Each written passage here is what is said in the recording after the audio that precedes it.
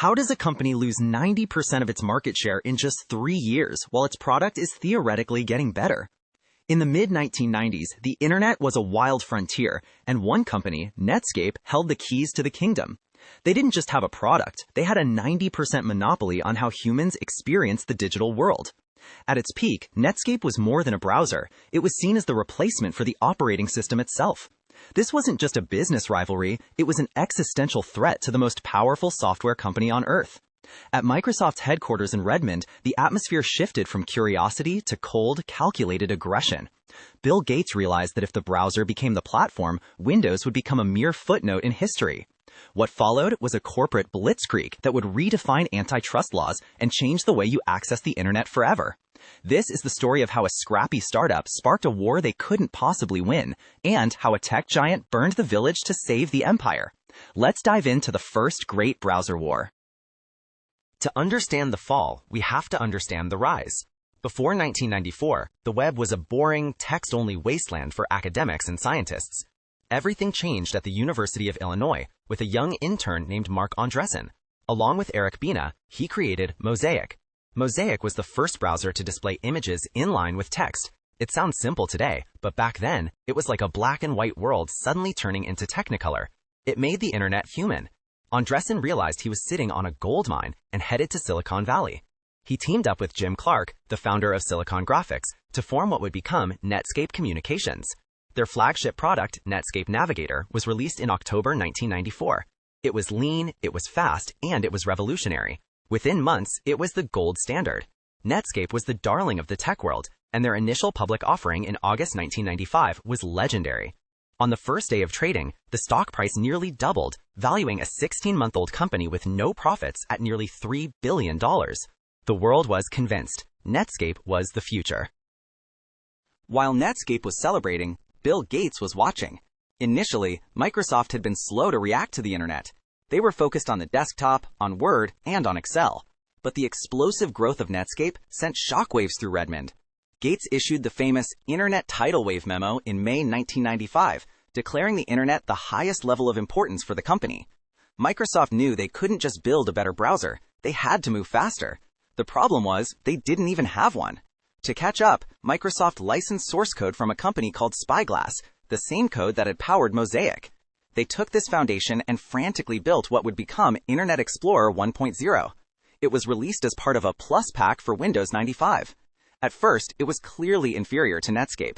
It was slower, it lacked features, and it felt like a cheap imitation. But Microsoft had one weapon that Netscape could never hope to match: the Windows operating system. They weren't just going to compete in the market, they were going to control the pipes. Netscape's business model was simple. They sold their browser to individuals and corporations for about $45. It was their primary source of revenue. Microsoft, however, executed a move that was as brilliant as it was ruthless. They decided to give Internet Explorer away for free. Imagine you're a consumer in 1996. You can pay $45 for the industry leader, or you can use the one that's already installed on your computer for $0. Microsoft didn't stop there. They began bundling Internet Explorer directly into the Windows operating system. They made it nearly impossible to uninstall. This wasn't just a product choice, it was a chokehold.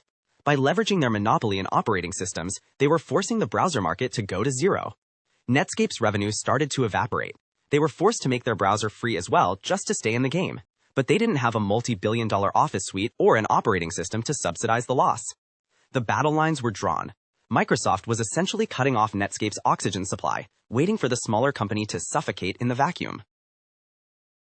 The war wasn't just about price, it was about the very language of the web. As Netscape and Microsoft fought for dominance, they began creating their own proprietary extensions to HTML. This was the era of best viewed in Netscape, or best viewed in Internet Explorer buttons. If a web developer used a fancy new feature from Netscape, it wouldn't work on Microsoft's browser, and vice versa. Microsoft used a strategy often called embrace, extend, and extinguish. They would embrace a standard like Java or HTML, extend it with proprietary Microsoft-only features, and then use those features to make competitors' products look broken. Because Microsoft had so much cash, they could hire thousands of developers to iterate faster than Netscape ever could. By version 4.0, Internet Explorer wasn't just a free alternative, it was actually a very good browser.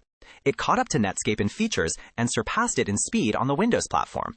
The mosaic magic was fading. Netscape was becoming increasingly buggy and bloated, struggling to keep up with the relentless pace of the Redmond giant. In May 1998, the United States Department of Justice, along with 20 states, filed a massive antitrust lawsuit against Microsoft.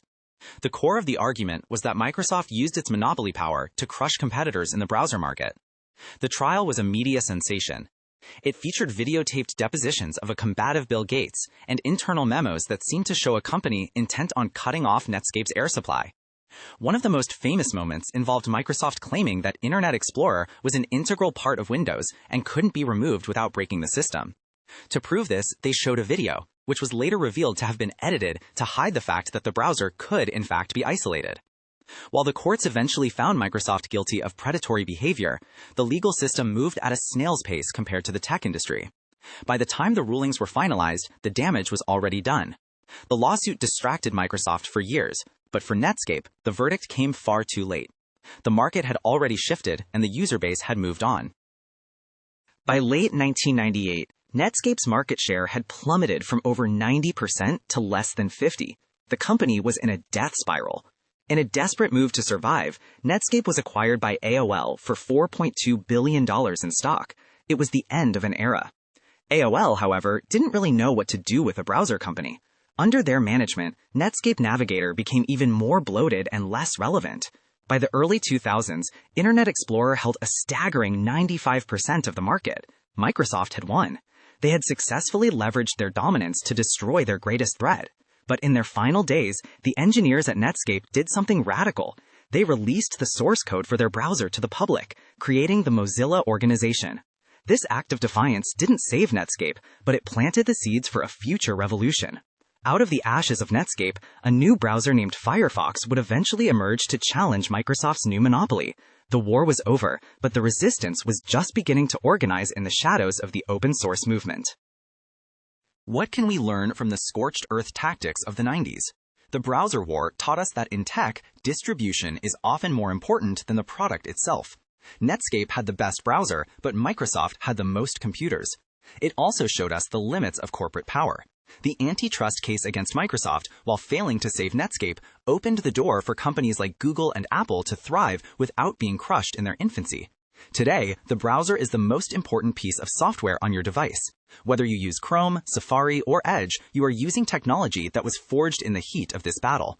Microsoft's victory was absolute, but it came at the cost of a decade of stagnation. It wasn't until the rise of mobile phones and modern web standards that the monopoly truly broke. The legacy of Netscape lives on in every open source project and every time we demand a web that isn't owned by just one company. The first war ended in a graveyard, but from that soil grew the modern, vibrant internet we use today. Always remember, in the world of tech, even the giants are only one tidal wave away from irrelevance. I hope this deep dive gave you a new perspective on the strategies and the relentless mindset behind these global icons.